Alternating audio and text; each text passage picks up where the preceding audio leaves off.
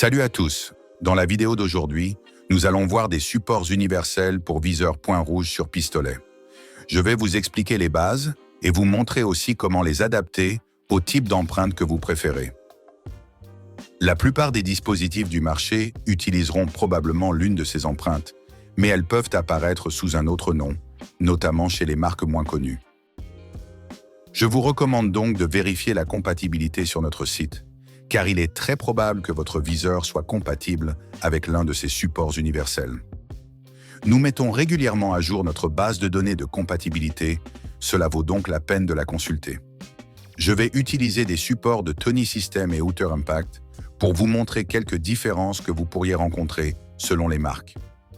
Et une petite remarque avant de commencer, vous devriez pouvoir installer ces supports vous-même, mais nous recommandons toujours de consulter un armurier et de suivre les instructions du fabricant. Cependant, si vous décidez de le faire vous-même, nous vous recommandons de tester l'ajustement du viseur avec l'adaptateur avant de le monter sur votre pistolet. Sur ce, c'est parti. Ces supports sont conçus pour des pistolets qui ne sont pas prêts pour l'optique. Ils remplacent la hausse et s'insèrent dans la queue d'aronde arrière. Le principal avantage est probablement que ces supports universels utilisent des jeux de goupilles pour s'adapter à différents types d'empreintes, vous donnant la liberté de changer de viseur point rouge à l'avenir. Et c'est aussi la principale différence par rapport aux supports avec empreintes spécifiques. Ceux-ci ne peuvent accueillir qu'un seul type d'empreinte. Comme mentionné plus tôt, il existe plusieurs fabricants, donc la procédure peut varier légèrement.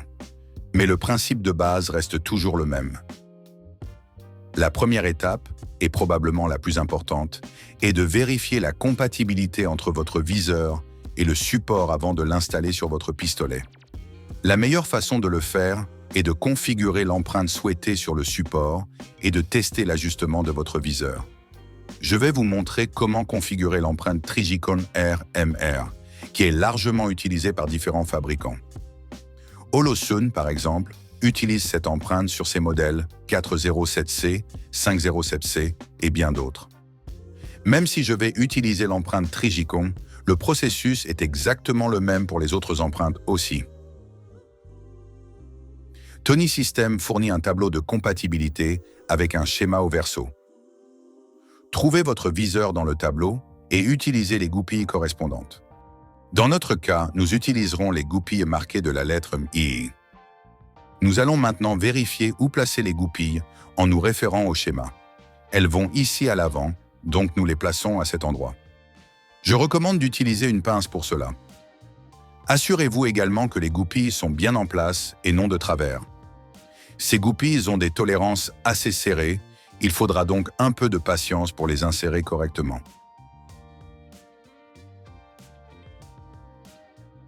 Dans ce cas, les goupilles doivent être placées avec le côté le plus épais vers le bas, mais d'autres fabricants peuvent demander l'inverse. Placez maintenant simplement votre viseur dessus.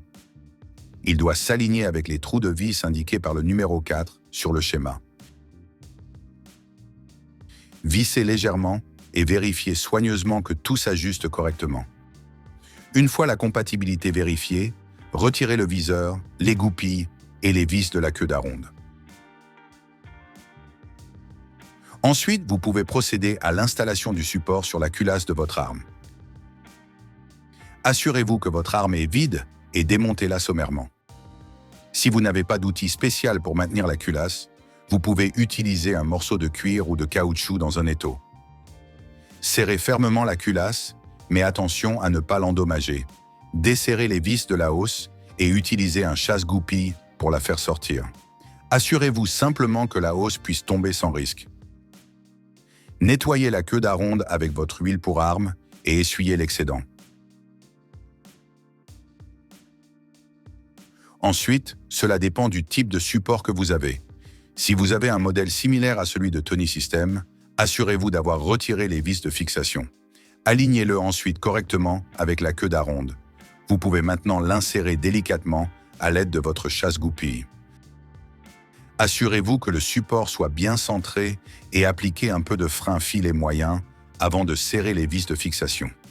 Si votre support ressemble davantage à celui de Outer Impact, il est probable que vous n'ayez pas besoin de le marteler. Il suffit de le faire glisser en place et de clipser la plaque. Là encore, appliquez un peu de frein filet sur les vis et serrez-les selon le couple de serrage recommandé. Il est maintenant temps d'installer correctement votre viseur. Il vous faudra replacer les bonnes goupilles et serrer les vis, comme nous l'avons montré dans le deuxième chapitre.